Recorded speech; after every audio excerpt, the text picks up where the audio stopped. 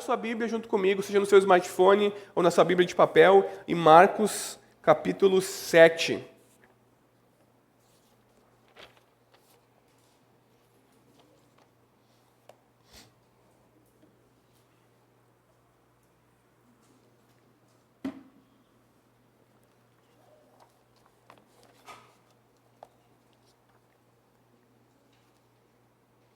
A nossa atenção nessa manhã será direcionada para os versículos 24 a 30 de Marcos, capítulo 7.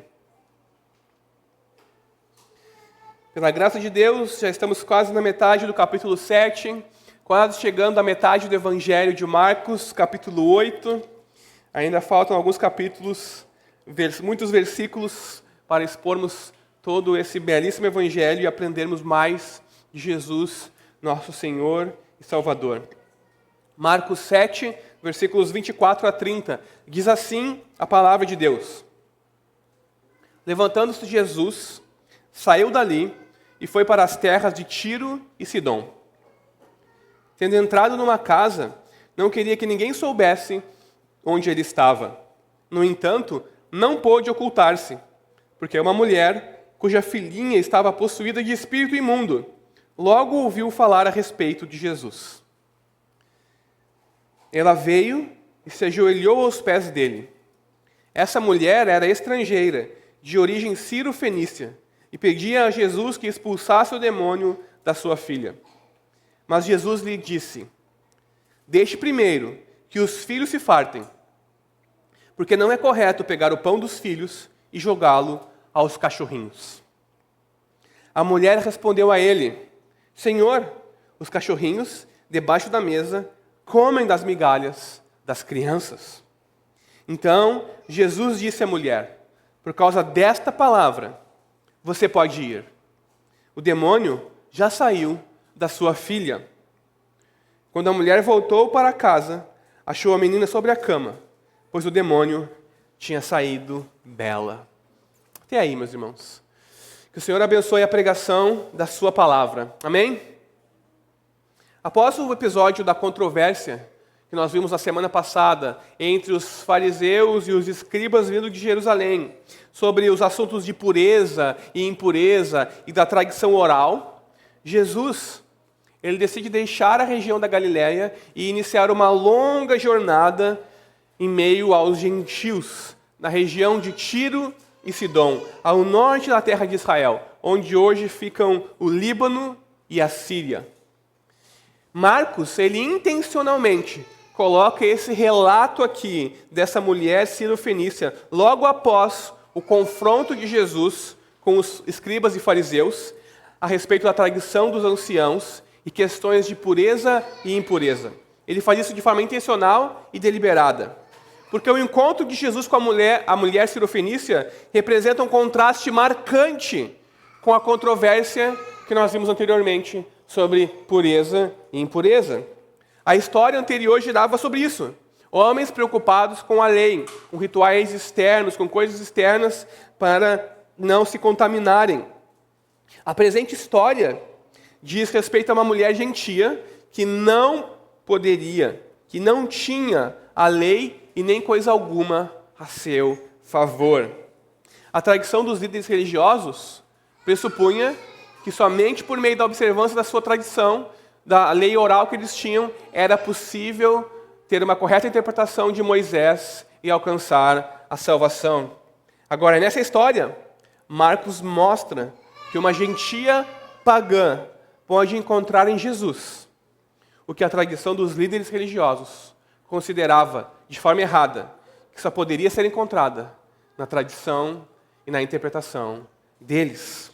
Esse é o contraste que nós temos que ter em mente aqui e que é intencional. Então, com essa controvérsia em mente, com esse contraste em mente, eu posso dizer que o tema dessa mensagem é simplesmente que, assim como não existem alimentos impuros, como vimos semana passada, não existem povos impuros ou imundos.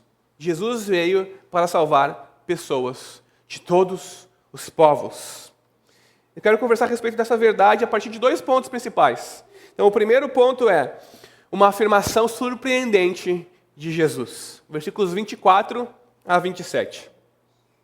A passagem que nós lemos nos informa que Jesus foi então para as terras de Tiro e Sidom.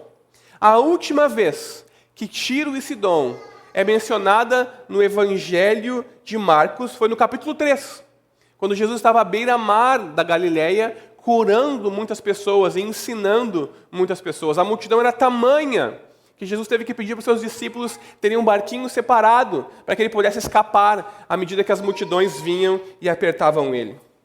E naquela passagem nós somos informados que a multidão era tamanha porque vinham pessoas até Jesus da Galileia, da Judéia, de Jerusalém, da Idumeia e dos arredores de Tiro e de Sidom. Pessoas que iam até Jesus para serem curadas e libertadas das suas enfermidades ou da opressão demoníaca sobre a vida delas. Essa é a última vez que Tiro e Sidom foi mencionada antes dessa passagem. Então, após o seu encontro com os fariseus, Jesus provavelmente decidiu ir para a região de Tiro e Sidom para descansar, para ter um tempo a sós com os seus discípulos, por causa da controvérsia anterior, por causa do seu ministério constante de ensino, cura e libertação. Ele queria estar a sós com os seus discípulos. Os seus discípulos não compreendiam quase nada do que ele ensinava a eles, quase nada do que ele falava aos outros. Então ele queria ter um tempo com eles. Mas, se você se lembrar, lá no capítulo 3, ele também tentou ter uma forma de descanso e foi impedido por causa da multidão. Depois, ele tentou também ter uma outra forma de descanso, indo para um lugar deserto, e foi impedido pela multidão que foi atrás dele. E ele, cheio de compaixão e misericórdia, fez o quê? Ensinava aquelas pessoas, e até mesmo as alimentou de forma milagrosa. Agora, Jesus, mais uma vez, busca encontrar um lugar para descanso e ensino, numa terra distante de Jerusalém, de Israel. Mas, mais uma vez, ele é impedido por alguém que descobre onde ele está e que vai ao seu encontro com um pedido urgente.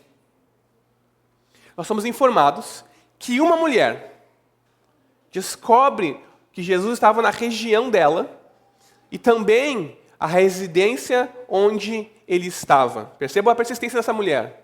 Ela ouviu falar a respeito de Jesus que estava na região dela. Ela não se contenta com isso. Ela vai investigando e descobre aonde Jesus estava. Ela era uma espécie de paparazzi moderno. Descobriu a residência e foi lá ter com Jesus. Então, ela vai até Jesus. E Marcos, então, nos apresenta as qualificações dessa mulher. E o que ela queria com Jesus? Ela era de origem grega, de fala grega, ou seja, estrangeira. E para piorar, além de ser estrangeira, de origem grega, não judia, ela era ciro-fenícia.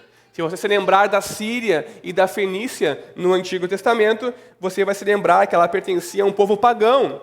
E não só pagão, mas historicamente inimigo dos judeus.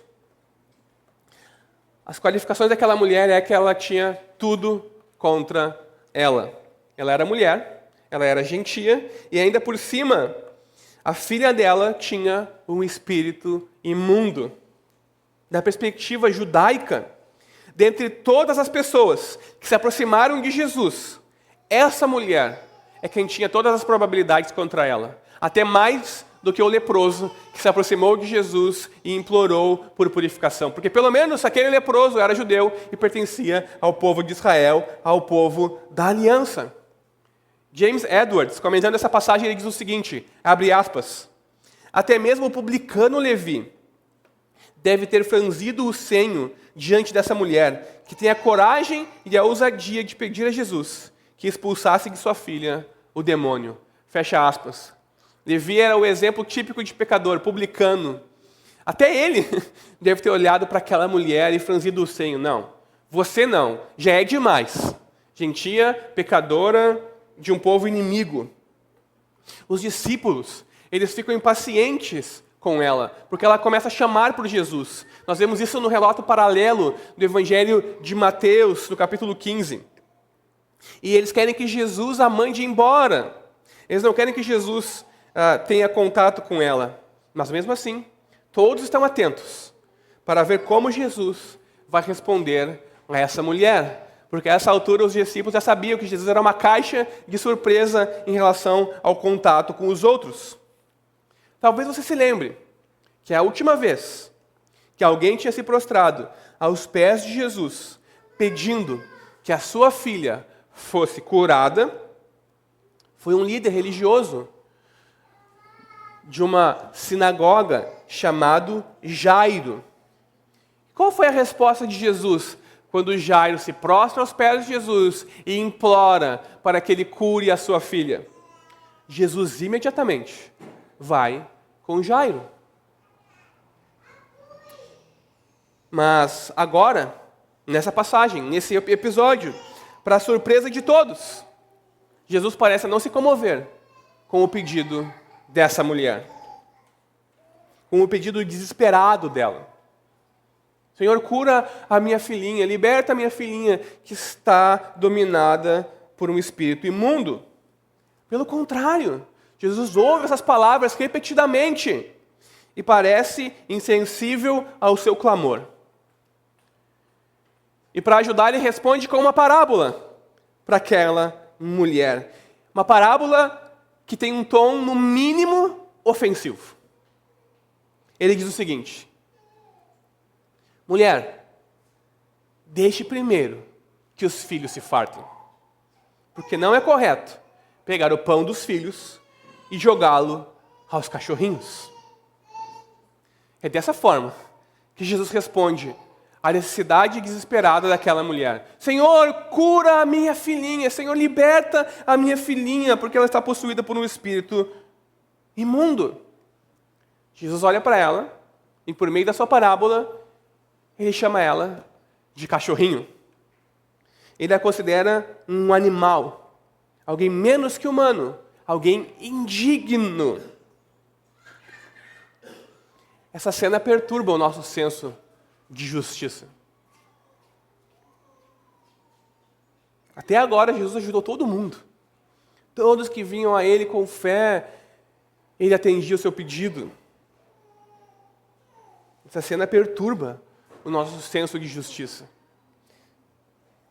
Nós não conseguimos entender porque Jesus não responde com mais sensibilidade, com amor e misericórdia ao clamor de uma mulher gentia e desesperada. Afinal de contas, ela não tem culpa de ser Sírio-Fenícia, de ter sido gentia, de ser mulher, da sua filha estar possuída por um espírito imundo. Ela não tinha culpa de viver na região de Tiro e de Sidom e de ser culturalmente grega. Nós não nos importamos que Jesus seja rude, seja áspero, árduo com os fariseus e com os escribas, porque eles merecem. Eles não compreendem, eles têm o seu coração duro. Mas essa mulher vem clamando, vem implorando a Jesus. Ela é uma mãe desamparada e desesperada, que está usando a sua última cartada, o seu último recurso, pedindo para Jesus curar a sua filha. Por que ele está sendo, então, para dizer, no mínimo, ofensivo e rude com ela, fazendo essa afirmação surpreendente e chamando ela de cachorrinho, de cão, de um animal, alguém menos do que um ser humano?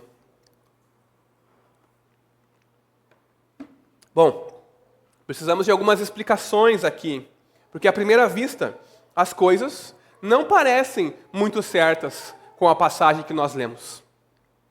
Bom, em primeiro lugar, nós não podemos trazer para o texto o nosso amor incondicional por animais, especialmente por cachorros. No mundo daquela época, cães não eram considerados membros da família e não tinham defensores em cada esquina, como nós temos hoje. Eles não faziam parte das famílias das pessoas, e as pessoas não discutiam se eles iriam para o céu ou não após a sua morte.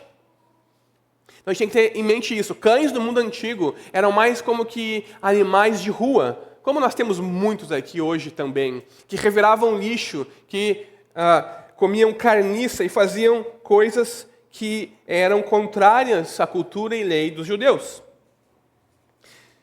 Em segundo lugar, nós temos que entender que Jesus está, assim, aparentemente tratando aquela mulher como os judeus tratavam os gentios. Porque os judeus se consideravam corretamente como filhos de Deus. Deus os chama de filhos. O meu povo, os meus filhos. E eles consideravam, então, todos os não-judeus, os gentios, todos os outros povos, como cães. Nós somos filhos. Os outros são cães. Não são dignos. São menos do que nós. Então, os cães eram animais de rua que reviravam lixo, que comiam o que vissem pela frente. E isso os tornava, cerimonialmente, religiosamente, impuros. E é por isso que os judeus não tinham contato com cães. Você não veria, no mundo de Jesus, um judeu com um cão de estimação.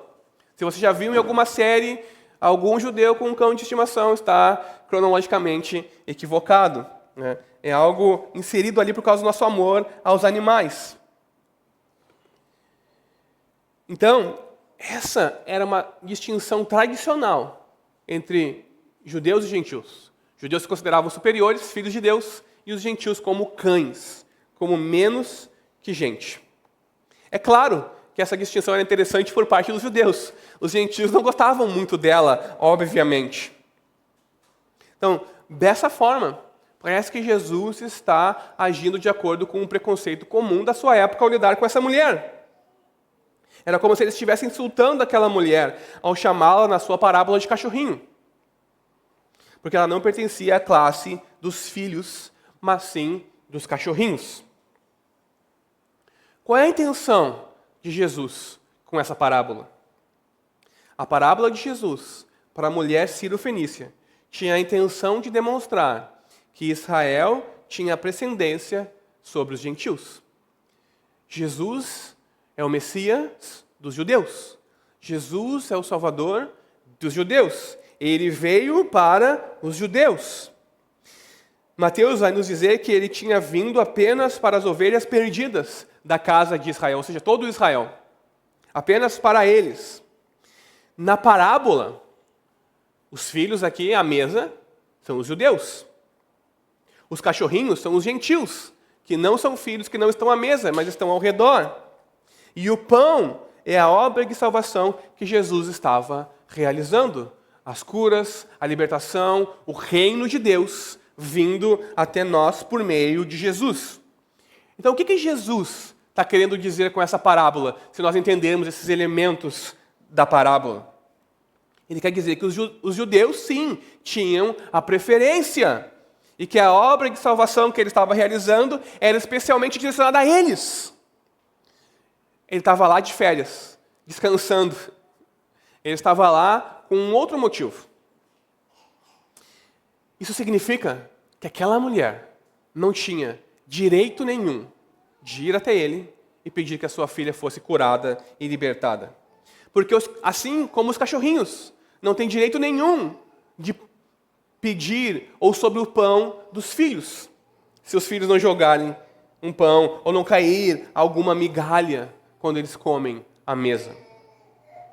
Percebam? É essa lógica, é essa dinâmica aqui. Um animal não tem direito nenhum sobre uma pessoa, sobre um filho. É uma pessoa que tem os direitos sobre o animal. Nós somos superiores, essa é a dinâmica aqui. E Jesus está dizendo, eu vim para os filhos. Eu não posso gastar o meu tempo, as minhas energias com os cachorrinhos. Não é justo eu tirar o alimento dos filhos e dar para os cachorrinhos. Deixe primeiro que os filhos se alimentem.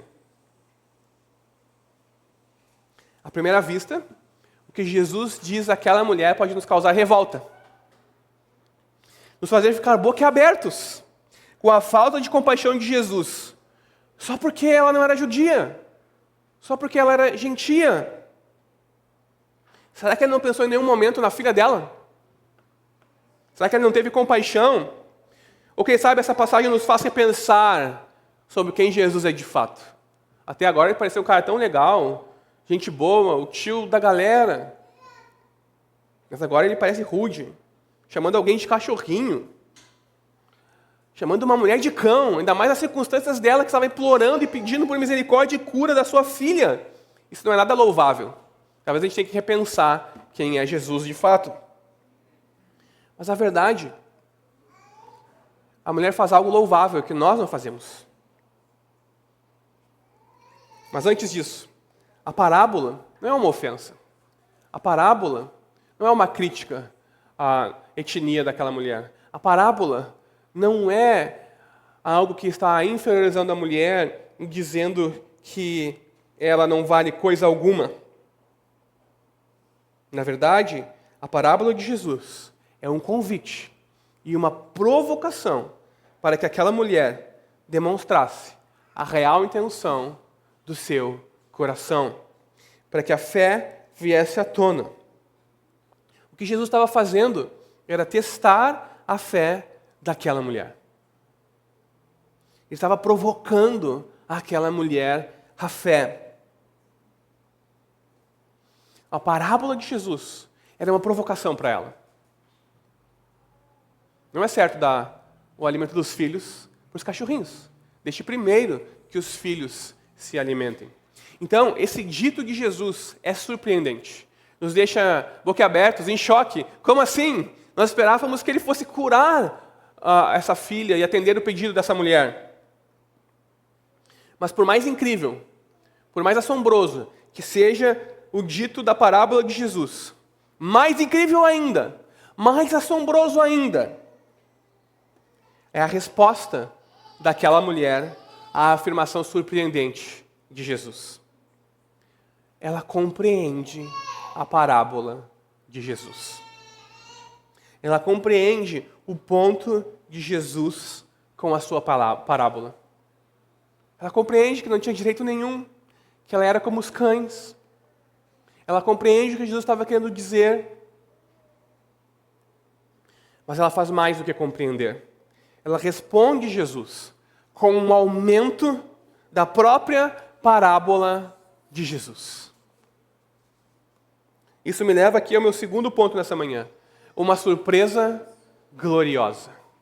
Versículos 28 a 30. Então nós temos, primeiro ponto, uma afirmação surpreendente. Mas o segundo ponto é uma surpresa gloriosa. Essa mulher, gentia, que tinha tudo contra ela, de origem sírio-fenícia, é a primeira pessoa no Evangelho de Marcos a ouvir uma parábola de Jesus e compreendê-la. Ela é a primeira pessoa que ouve uma parábola de Jesus e a compreende. Sim, você não ouviu errado. Uma mulher gentia é a primeira pessoa que ouve uma parábola de Jesus e a compreende.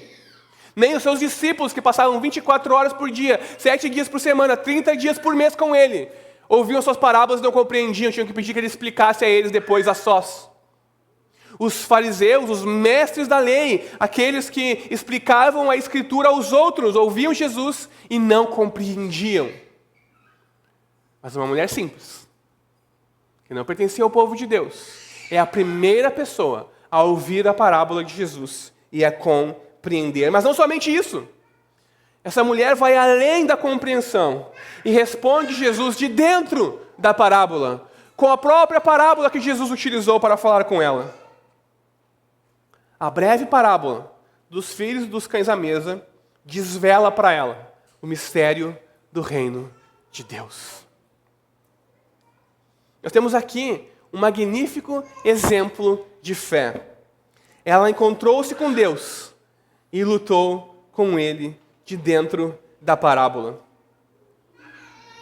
Ou seja, nos termos com os quais Jesus se dirigiu a ela, ela não era indiferente nem distante. Ela não tentou manter uma posição de controle sobre a situação. Ela responde com fé ao dito de Jesus. E ela não pede nada mais do que lhe era apropriado. E isso muda tudo. A resposta da mulher é surpreendente. Sim, Senhor, é verdade.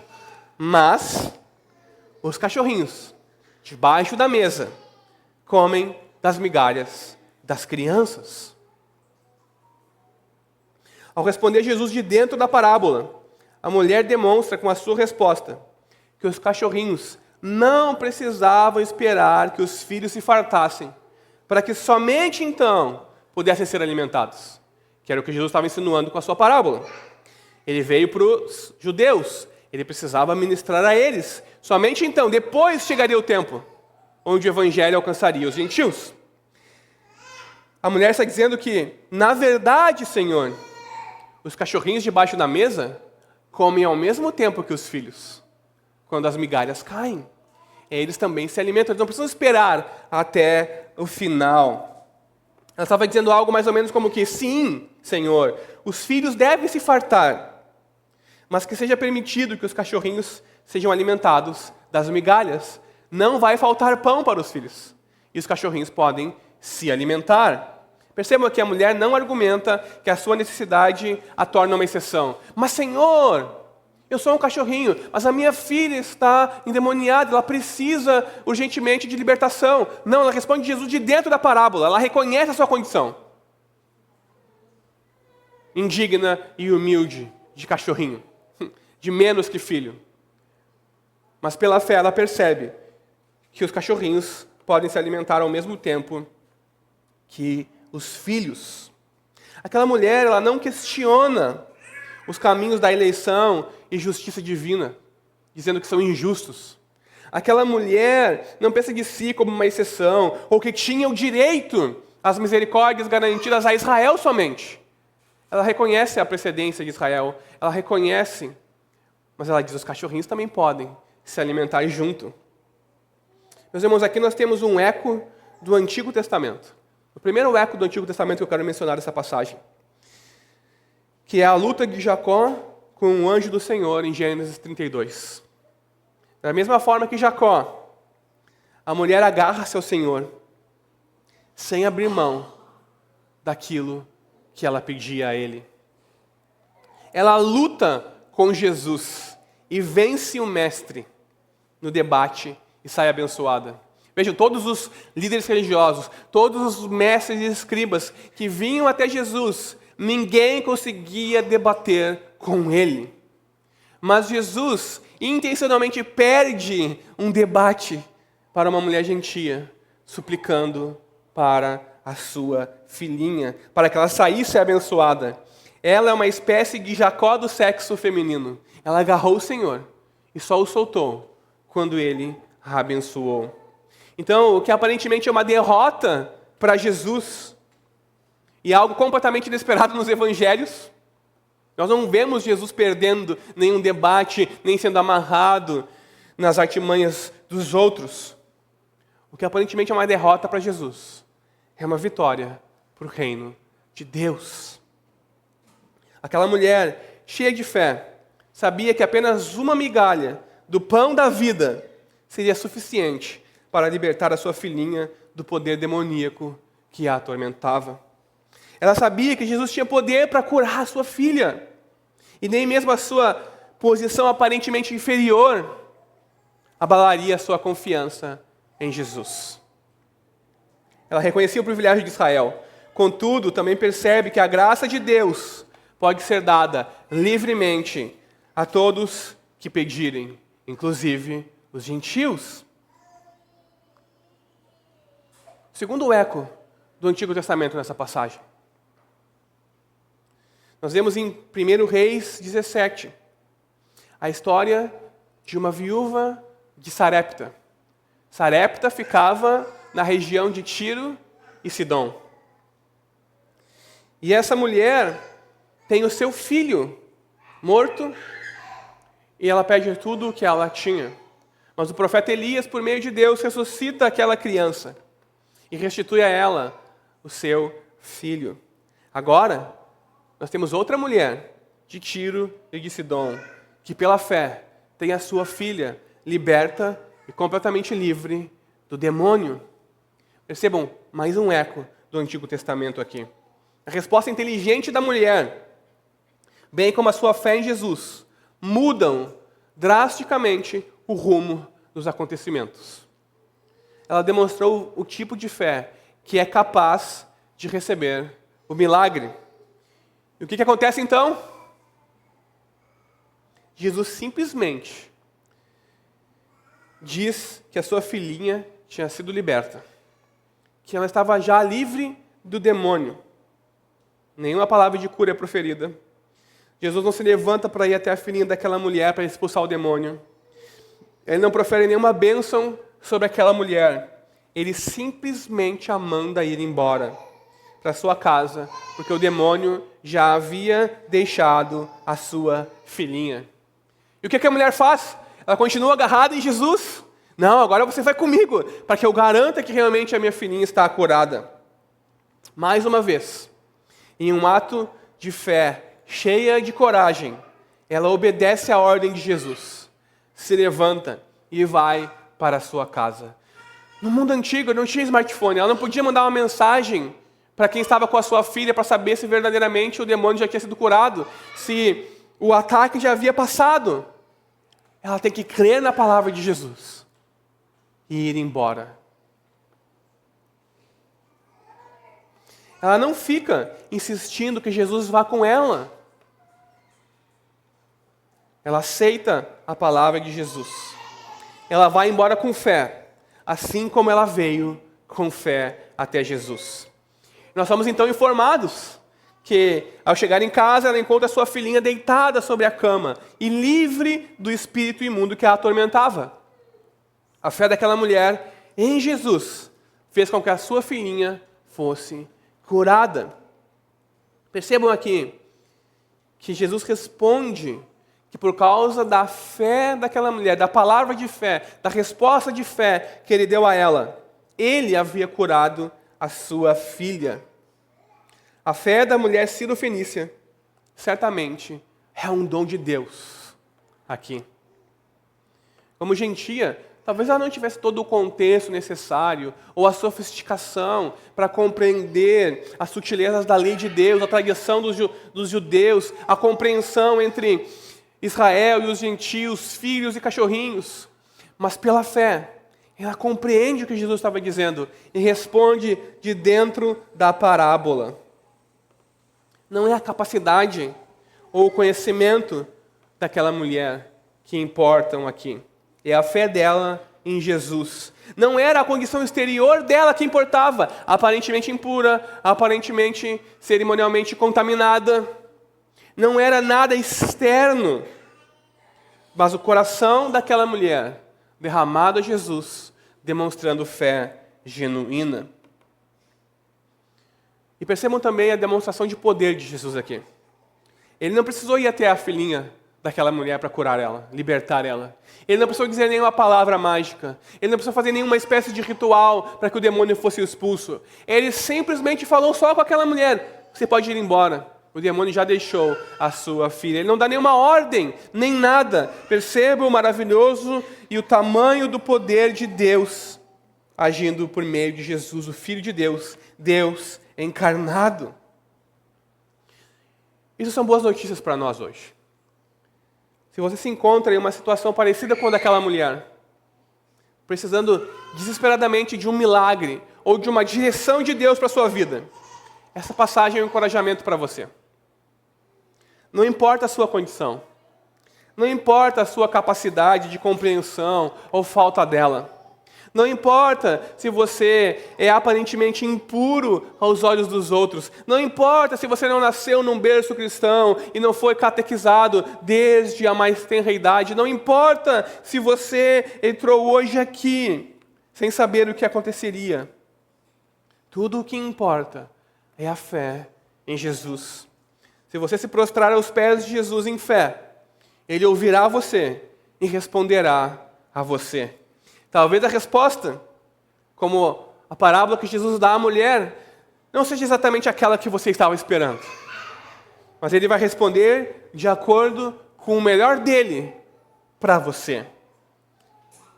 E isso nós podemos ter certeza. Apenas lembre-se de que Deus vê o coração e não a aparência externa. E aqui nós temos o último eco do Antigo Testamento que eu quero mencionar. Dessa vez, em 1 Samuel 16, 7, onde nós somos informados que durante a procura de Samuel pelo novo rei de Israel, que Deus havia ordenado que ele ungisse um novo rei segundo o coração de Deus, e diante dos filhos de Jessé, ele pensa: esse homem alto e bonito certamente será o novo rei de Israel. E Deus responde a ele: não. Você vê o exterior. Deus não vê o exterior. Deus vê o coração. Jesus vê a necessidade humana. Não vê a nossa cor, a nossa altura, o nosso peso, a nossa aparente incapacidade. Ele vê a nossa necessidade, não a nossa posição social. Ele vê o nosso coração e não a nossa conformidade com alguma tradição, com algum ritual exterior. Porque se esse fosse o caso, certamente os fariseus poderiam exigir alguma coisa de Jesus. Mas eles não tinham nada com Jesus, porque o coração deles estava longe. Eles eram apenas rituais e aparências externas.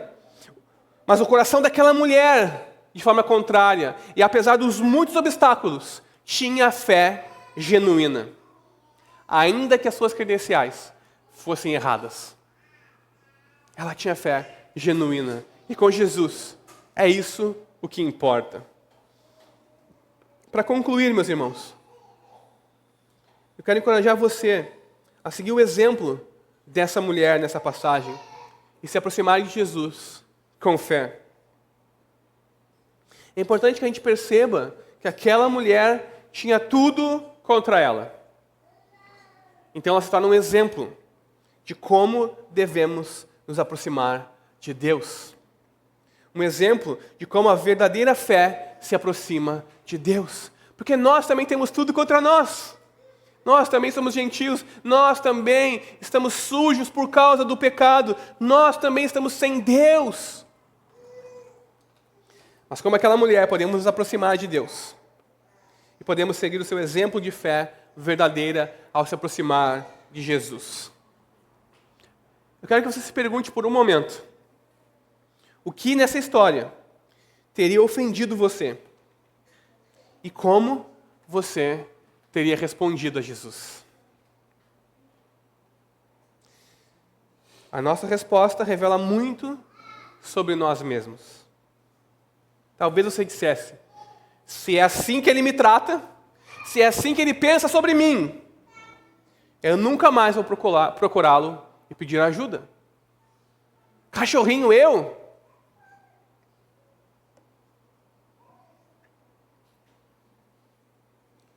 O que na história teria ofendido você? E como você teria respondido a Jesus? É verdade que ninguém gosta de ser chamado de hipócrita. Geração perversa, raça de víboras, sepulcros caiados, raposas ou cães, ou coisas semelhantes a essa. Quando são os nossos inimigos, quando são os outros, nós gostamos. Quando são os fariseus, os mestres da lei. Mas quando nós somos chamados dessas coisas, nós não gostamos. Quando Jesus revela a nossa falta de dignidade e a nossa total incapacidade, o nosso orgulho se manifesta e nos impede de pedir ajuda. E o que nós fazemos? Nós recorremos a deuses que nós criamos para nós mesmos. Se o Deus das Escrituras não vai me ajudar, eu vou criar um Deus aqui que vai me ajudar. Um Deus que não vai me ofender. Um Deus que fará tudo conforme eu desejo. Porque nós nos convencemos de que somos especiais e verdadeiramente dignos de recebermos a bênção e a ajuda de Deus. Somente quando nós estamos verdadeiramente desesperados é que nós estamos dispostos a fazer o que é preciso. Inclusive nos humilharmos aos pés de Jesus, para então encontrar a ajuda que nós precisamos. A atitude dessa mulher diante da recusa de Jesus, da aparente recusa de Jesus em ajudá-la, é a chave para essa passagem. Ela vem de mãos vazias. Ela não pode fazer nenhuma reivindicação. Jesus está dizendo para ela: ela não é filha, ela não pode reivindicar nada, ela não tem direito nenhum, ela não tem parte nenhuma, ela não tem mérito algum, nenhuma posição prioritária, nenhum direito, nada que a recomende. Mas, ao prostrar-se aos pés de Jesus, ela age de forma oposta a como nós agimos. De forma arrogante, de forma orgulhosa. Porque nós pensamos que temos direito. Nós, no nosso tempo, pensamos que os outros nos devem, ou que nós temos o direito. Ela não argumenta que esse é o caso dela, que ela é uma exceção, ou faz alguma exigência para o tratamento especial. Ela não aponta: Jesus, tu não está nem mais em Israel. Que papo é esse? Não, ela não aponta nada. Ela simplesmente entende a posição dela. humilha-se diante de Jesus. Mas ela também não fica pensando, por ser indigna demais, eu não receberei o milagre que eu venho aqui chamar a Ele. Então eu vou embora. Percebam, ela não pensa mais de si mesma, mas não pensa menos também do que convém. Ela se curva como um servo aflito diante de um rei e clama por graça e misericórdia. Aquela mulher, ela concordou com tudo que Jesus disse a respeito dela e aplica a verdade da palavra de Jesus a ela mesma. Reconhece a sua necessidade de graça e a condição indigna dela de participar à mesa com os filhos. Isso é humildade. Isso é um exemplo de humildade. Ela compreendeu o que era requerido dela e ela não quis um lugar diferente daquele que foi designado a ela. Ela estava contente com a sua porção. O nosso problema é que nós nunca estamos contentes com aquilo que nós recebemos. Por isso que nós andamos ansiosos e preocupados, por isso que nós adotamos uma postura de consumismo desenfreado, gastamos mais do que ganhamos, porque nós não estamos contentes, porque nós não somos humildes, porque nós queremos uma porção maior. Aquela mulher estava contente com a porção que foi dada a ela, mesmo que fossem migalhas.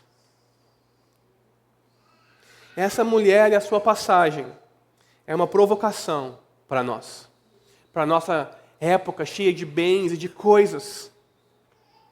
Para sermos humildes e reconhecermos a posição que Deus tem nos dado.